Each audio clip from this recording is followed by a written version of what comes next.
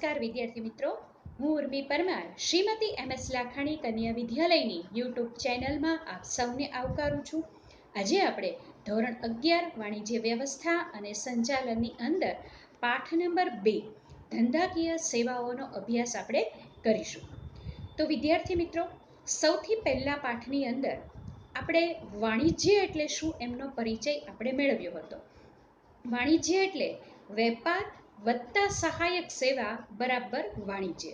તો સહાયક સેવાઓની આપણે વાત કરી હતી કે વેપાર ચલાવવા માટે, ધંધાનું અસ્તિત્વ ટકાવી રાખવા માટે, કાર્યક્ષેત્ર એમનું વધારવા માટે આપણને વિવિધ પ્રકારની સેવાઓની જરૂરિયાત રહે છે. જેવી કે નાણાંની જરૂરિયાત છે એ આપણે બેંકમાંથી પૂરી કરીશું. એક જગ્યાએથી બીજી જગ્યાએ આજે જ્યારે માલને લઈ જવો છે ત્યારે વાહન વ્યવહારની જરૂરિયાત છે એ આપણને પડશે. એક જગ્યાએથી બીજી જગ્યાએ આપણે સંદેશો મોકલવો છે એટલે કે સંદેશા વ્યવહારના કોઈ પણ માધ્યમનો આપણે ઉપયોગ કરીશું. એવી જ રીતના માલ છે એ આપણે દુકાનમાં લઈ આવ્યા, પણ હવે એમને વધારે પડતો જે માલ છે એમનો સંગ્રહ કરવાની જરૂરિયાત ઊભી થઈ. તો હવે એ માલ આપણે ક્યાં મૂકીશું? તો વખારની પણ જરૂરિયાત છે એ પડશે કે જ્યાં આગળ માલ છે એ વ્યવસ્થિત રીતના અને દરેકે દરેક તત્વો એના યથાવત રહે એ રીતના સંગ્રહ થઈ અને એ પડ્યો રહે છે. ત્યારબાદ આજે સંગ્રહ કરેલો આપણો માલ છે એની સામે જોખમ પણ એટલું જ ઊભું થાય છે.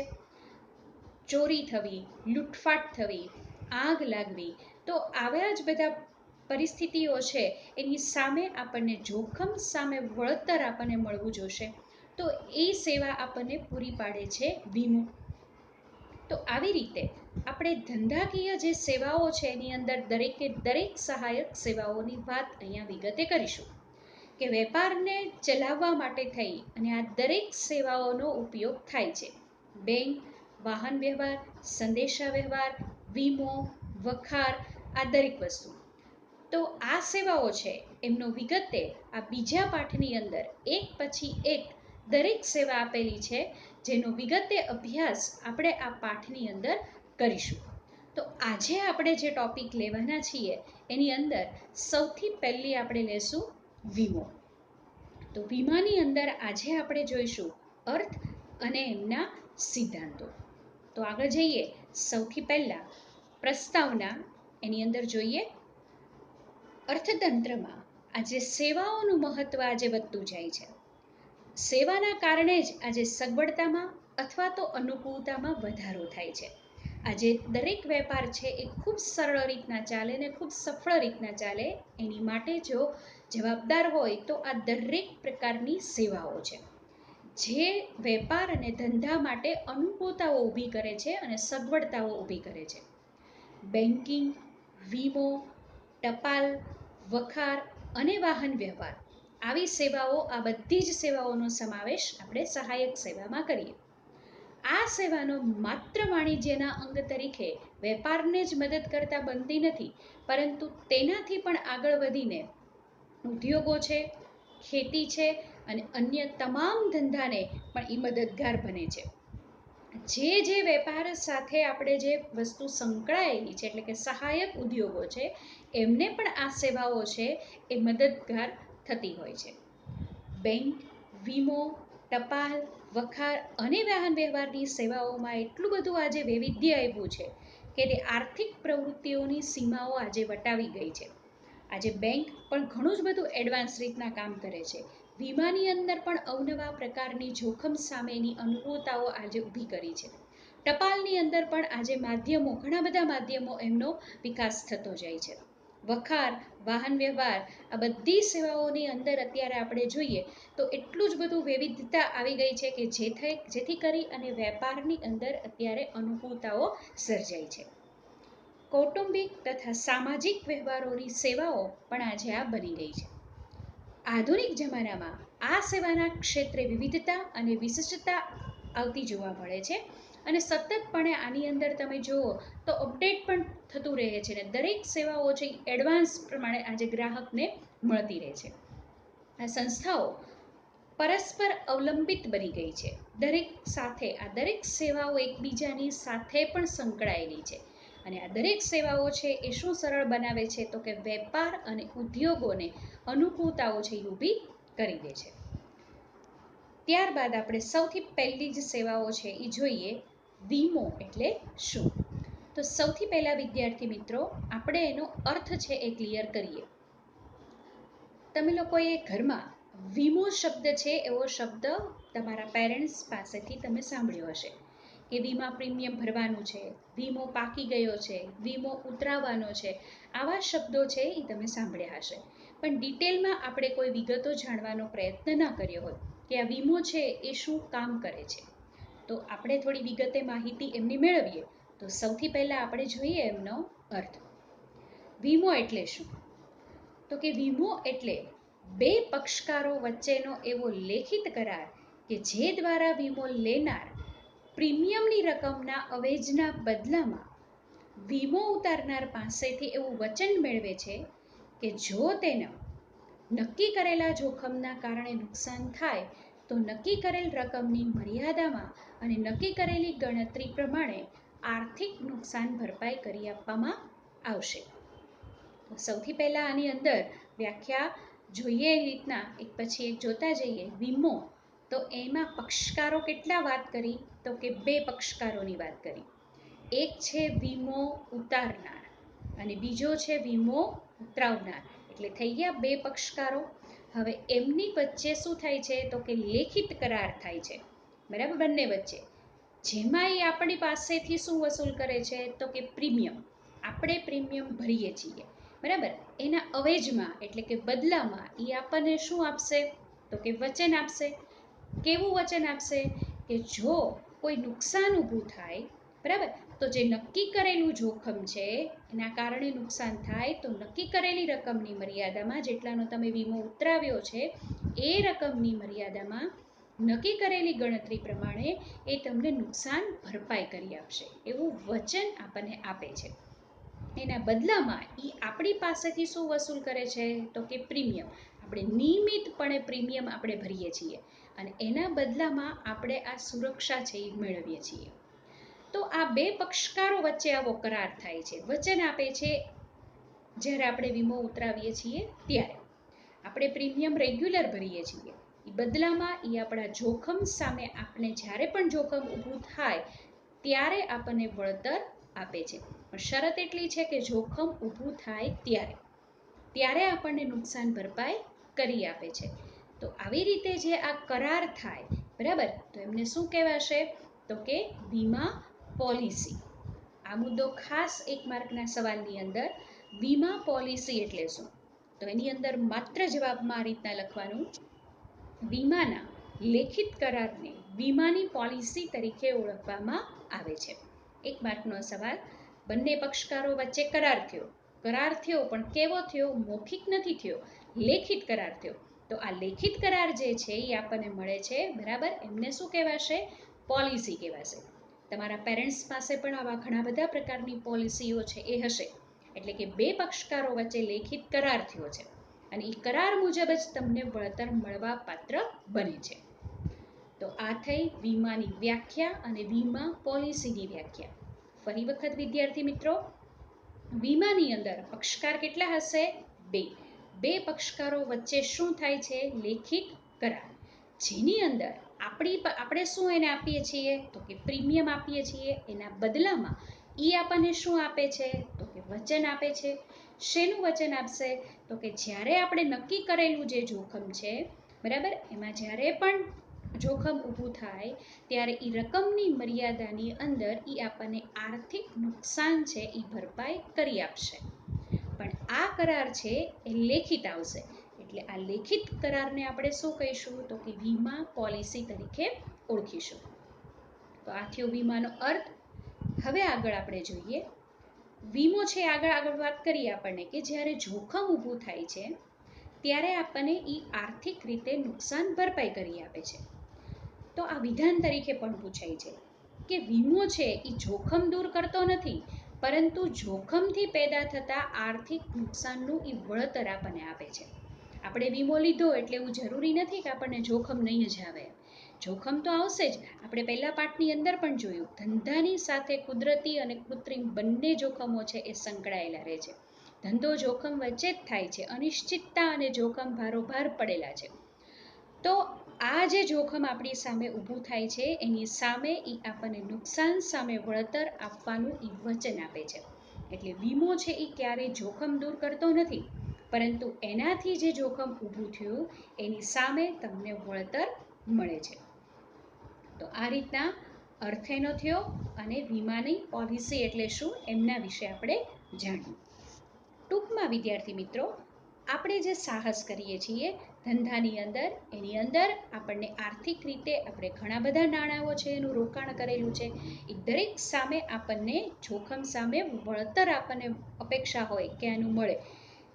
તો એ સેવા છે એ કોણ પૂરી પાડે છે? તો કે વીમો.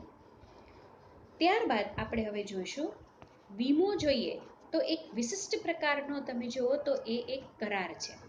તો એની સાથે સિદ્ધાંતો પણ સંકળાયેલા છે. તો હવે આપણે પરિચય મેળવશું વીમાના સિદ્ધાંતો. તો સૌથી પહેલા આપણે જોઈએ વીમાના મૂળ એ સામાજિકતા સાથે સંકળાયેલા છે. MCQની અંદર વીમાના મૂળ કોની સાથે સંકળાયેલા છે? સામાજિકતા સાથે સંકળાયેલા છે. અને તે કેટલા? બે પક્ષકારો વચ્ચેનો કરાર બને છે. વીમામાં પક્ષકાર કેટલા? બે પ્રકાર, બે પક્ષકારો છે. આમ વીમો એ કોઈ સામાન્ય કરાર નથી, પણ એ સામાન્ય કરારના કાયદાથી એને જોડી શકાય પણ નહીં. પણ એ કેવો છે કરાર? તો કે એક વિશિષ્ટ પ્રકારનો કરાર છે જે બંને પક્ષકારો વચ્ચે થાય છે. અને એ સામાન્ય કરારના સિદ્ધાંતો ઉપરાંત એમાં નીચે જણાવેલા વિશિષ્ટ સિદ્ધાંતો પણ એમને લાગુ પડે છે. એક પછી એક એમના સિદ્ધાંત 4 આપ્યા છે, એ આપણે જોઈશું. તો MCQની અંદર અને 1 માર્કનો સવાલ, વીમો છે એ કેવો કરાર છે? વીમો વિશિષ્ટ પ્રકારનો કરાર છે જેની અંદર ઘણા બધા સિદ્ધાંતો પણ લાગુ પડે છે. તો એક પછી એક આપણે સિદ્ધાંતો છે એમનો અભ્યાસ કરીશું. સૌથી પહેલો સિદ્ધાંત છે એ આપણે લઈએ સંપૂર્ણ ભરોસાનો સિદ્ધાંત. ટોટલ 4 સિદ્ધાંતો છે એ આપણે ભણવાના છે. એમાં પહેલી વસ્તુ આવી સંપૂર્ણ ભરોસાનો સિદ્ધાંત.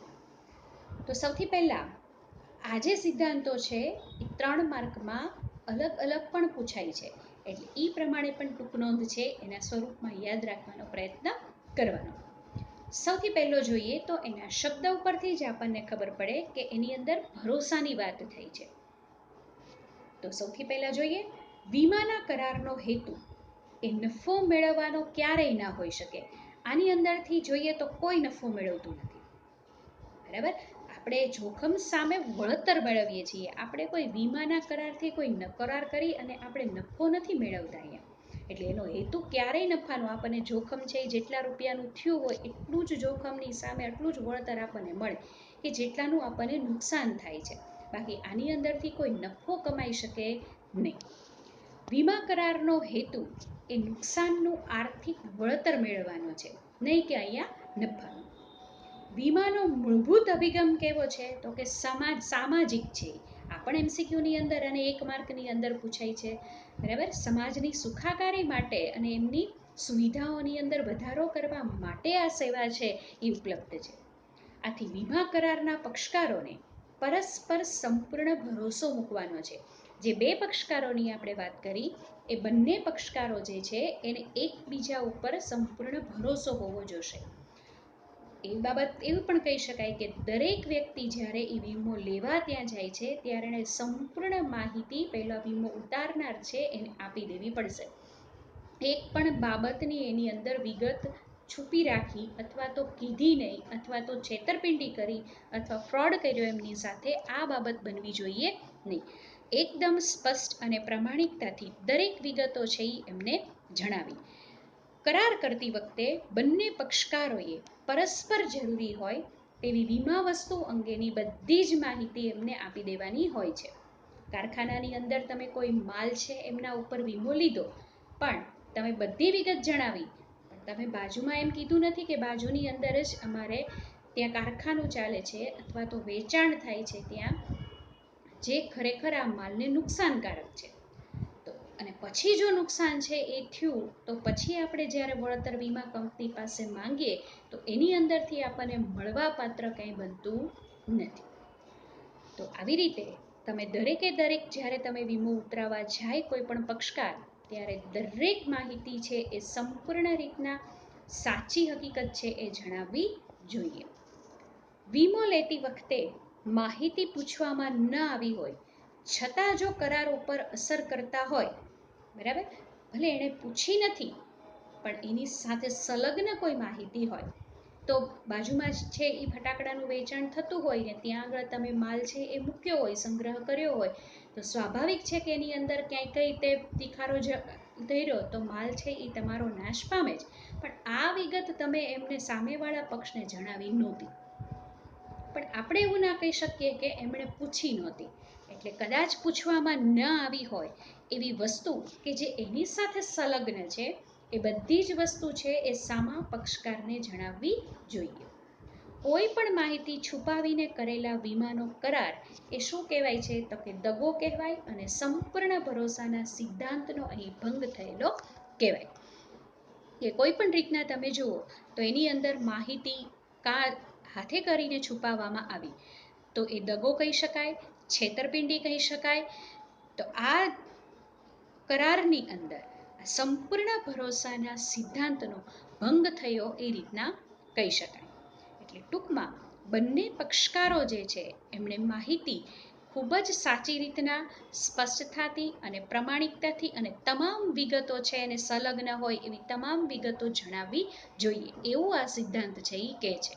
એટલે જ એનું નામ આપ્યું સંપૂર્ણ ભરોસાનો સિદ્ધાંત. પણ હવે પ્રશ્ન એ થાય કે છતાંય તે કોઈ માહિતી છુપાવે તો શું થાય? જ્યારે પણ વીમાના પક્ષકારને ખબર પડે કે સંપૂર્ણ ભરોસાના સિદ્ધાંતનો અહીંયા ભંગ થયો છે, કોઈ માહિતી છે એ છુપાવવામાં આવી હતી, તો ત્યારે શું થાય? તો કે ત્યારે એ વીમા કરારને રદ સમજવામાં આવે અને વીમો લેનારને તેણે ભરેલા પ્રીમિયમની જે રકમ છે એ પરત મળી શકતી નથી. તેમજ જો નુકસાન થાય તો વળતર મેળવવાનો પણ એને હક રહેતો નથી. આ બે વસ્તુઓને બે જોગવાઈ. પાછળથી જો ખબર પડે કે આની અંદર ફ્રોડ કરવામાં આવ્યો, છેતરપિંડી કરવામાં આવી, માહિતી છે એ છુપાવવામાં આવી, તો ત્યારે જ્યારે પણ આ ખબર પડે ત્યારે એ વીમા કરાર રદ થઈ જાય અને અત્યાર સુધી જે પ્રીમિયમ ભરેલું છે એ પ્રીમિયમની રકમ પણ એને પરત મળવા પાત્ર બનતી નથી અને પાછું જોખમ જે ઊભું થાય એની સામે પાછું રક્ષણ પણ મળતું નથી. તો આ જે વાત થઈ સૌથી પહેલી જ વસ્તુ સંપૂર્ણ ભરોસાનો સિદ્ધાંત, ખૂબ જ પાયાનો અને ખૂબ જ અગત્યનો આ વીમા માટે સિદ્ધાંત છે કે જ્યારે બંને પક્ષકારો છે એ વીમો ઉતરાવવા માટે સહમત થાય ત્યારે પહેલી વસ્તુ એમની એ છે કે બંને જણાએ પરસ્પર વિગતો છે એ સાચી જણાવવી જોઈએ. જો સાચી જણાવતા નથી અને પાછળથી એમની જાણ થાય તો કે વીમા કરાર રદ ગણવામાં આવે છે, ફોક ગણવામાં આવે છે અને એક પણ અત્યાર સુધીનું જે પ્રીમિયમ ભરેલું છે એમાંથી એક પણ રકમ છે એ એમને પરત છે એ મળવા પાત્ર બનતી નથી અને જોખમ સામે એને રક્ષણ પણ મળવા પાત્ર બનતું નથી. તો આ સૌથી પહેલો સિદ્ધાંત થયો સંપૂર્ણ ભરોસાનો સિદ્ધાંત. ત્યારબાદ આપણે બીજા સિદ્ધાંત તરફ જઈએ. આ પણ એટલો જ પાયાનો અને એટલો જ અગત્યનો સિદ્ધાંત વીમા માટે, નુકસાન વળતરનો સિદ્ધાંત. એમાં તમે શબ્દ જ જુઓ, નુકસાન અને વળતર, એનું મિનિંગ જ એ થાય કે જેટલું નુકસાન થયું એટલું જ તમને વળતર છે એ મળવા પાત્ર છે, વધારે પણ નહીં અને ઓછું પણ નહીં. તો જોઈએ એની અંદર વીમો લેનારને નુકસાન થાય તો તેનું વળતર મળી શકે તે માટે વીમાના કરાર થાય છે. આપણે વીમો ઉતારીએ છીએ શા માટે? કે આપણને જોખમ જ્યારે સર્જાય ત્યારે આપણને એની અંદરથી વળતર છે એ આપણને આર્થિક રીતે મળે, એના માટે તો આપણે વીમો ઉતરાવીએ છીએ. તો વીમાના કરારનું હાર્દ, બરાબર, ખાસ અગત્યની વસ્તુ, વીમાના કરારનું હાર્દ છે નુકસાન વળતરનો સિદ્ધાંત. આખું કેન્દ્ર સ્થાન જ વીમાનું એની ઉપર છે. જેટલું તમે નુકસાન આપણે થાય છે એટલા પ્રમાણમાં તમને વળતર મળવા પાત્ર બને છે અને આપણે નુકસાન સામે વળતર આપણને મળી રહે એની માટે જ આપણે વીમો લઈએ છીએ. એટલે એનું હાર્દરૂપ સિદ્ધાંત છે એ કહી શકાય. વીમો લેનારને નુકસાન થાય તો કંપની તેનું વળતર કેટલું ચૂકવશે તે નક્કી કરવા સિદ્ધાંતનો ઉપયોગ થાય છે. દાખલા તરીકે કોઈ માણસે વીમો લીધો, એમને નુકસાન થયું, એમણે ક્લેમ કર્યો, હવે એ માણસને કેટલા રૂપિયા નુકસાન છે એ આપવું એ પ્રશ્ન થાય. કારણ કે એવું નહીં જરૂરી બને કે જેટલાનો તમે વીમો લીધો એક્ઝેક્ટ એટલાનું જ નુકસાન થયું હોય, એવું પણ નહીં બને. તો કેટલા રૂપિયાનું વળતર એમને આપવું એ પ્રશ્ન ઊભો થાય. તો એ જ આપણે આગળ ઉપર જોઈએ.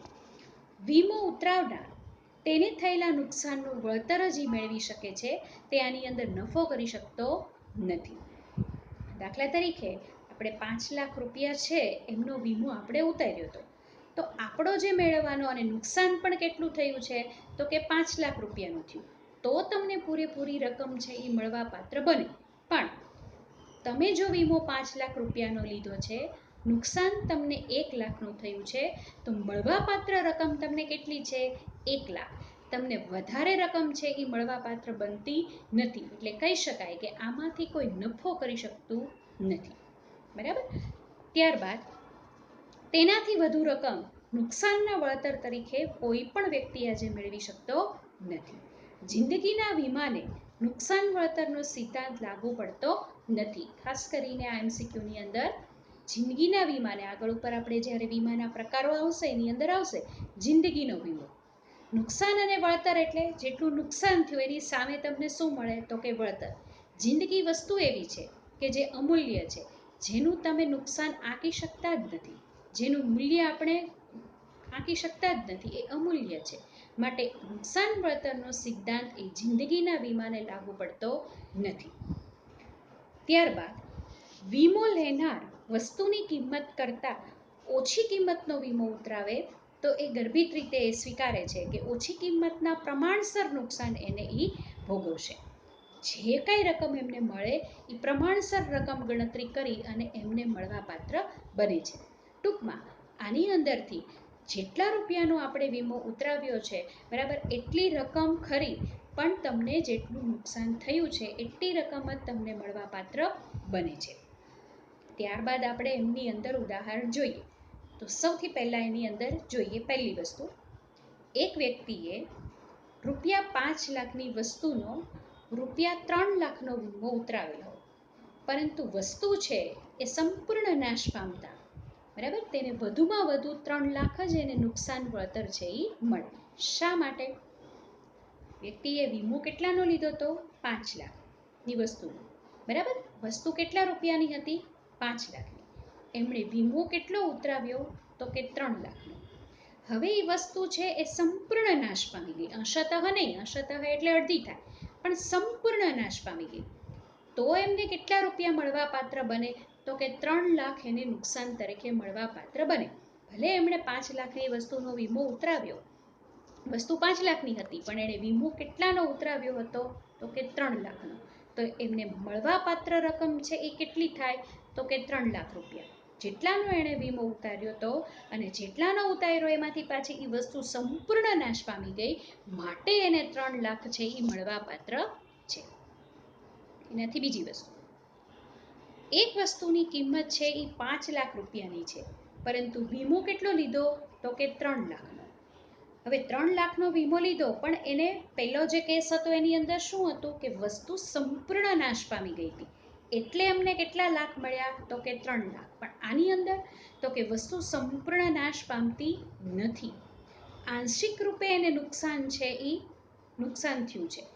તો 2 લાખનું નુકસાન થાય એને કદાચ, તો ઉતરાવેલ વીમાની રકમનું એને કેટલું વળતર મળે તો કે 2 લાખ એને ના જ મળે, એને પ્રમાણસર વળતર મળે, બરાબર. તો એમાં ગણતરી માંડવામાં આવે. 5 લાખની વસ્તુ છે એ હતી, એની સામે જો એને 3 લાખ રૂપિયાનો વીમો મળે, તો જો 2 લાખ રૂપિયાનું જો નુકસાન થાય તો એમને કેટલા રૂપિયા છે એ વળતર મળે, એટલે કે 1,20,000 રૂપિયા છે એ એમને વળતર પેટે મળી શકે. એવી જ રીતના ત્રીજી વસ્તુ, વસ્તુની કિંમત જો 5 લાખ હોય અને તેનો વીમો પણ કેટલાનો લીધો તો કે 5 લાખનો ઉતરાવેલો હતો. હવે વસ્તુ તો કે સંપૂર્ણ નાશ પામી, આંશિક નથી, ઉપર આપણે આંશિક છે એ વસ્તુ નાશ પામી, એટલે પ્રમાણસર વળતર મળ્યું. પણ અહીંયા આગળ તો કે ભાઈ 5 લાખની વસ્તુ હતી, વીમો પણ કેટલાનો ઉતરાવ્યો તો કે 5 લાખનો. હવે વસ્તુ સંપૂર્ણ નાશ પામી ગઈ, 5 લાખની, તો વળતર આપણને કેટલું મળશે તો કે 5 લાખ રૂપિયા. તો આ પ્રમાણે 3 વસ્તુ આપણે અલગ અલગ થઈ. એની અંદર એક વસ્તુ સચોટ કે જેટલા રૂપિયાનું આપણને નુકસાન થયું છે એટલી જ રકમ છે એ આપણને મળવાપાત્ર બને છે. જેટલાનો તમે વીમો લીધો છે, બરાબર, એમાં તમે ક્લેમ કરો અને એ પ્રમાણે જો વસ્તુ આંશિક રીતના નુકસાન પામે તો પ્રમાણસર રકમ છે એ તમને મળવાપાત્ર બને છે. ટૂંકમાં કોઈ વ્યક્તિ છે એ વીમા કરારથી નફો છે એ કમાઈ શકતો નથી. તો સૌથી પહેલો સિદ્ધાંત છે એ આપણે જોયું સંપૂર્ણ ભરોસાનો સિદ્ધાંત. બીજી વસ્તુ છે એ આપણે જોઈ નુકસાન અને એની સામે વળતર. જેટલું નુકસાન એટલું વળતર તમને મળવાપાત્ર બને.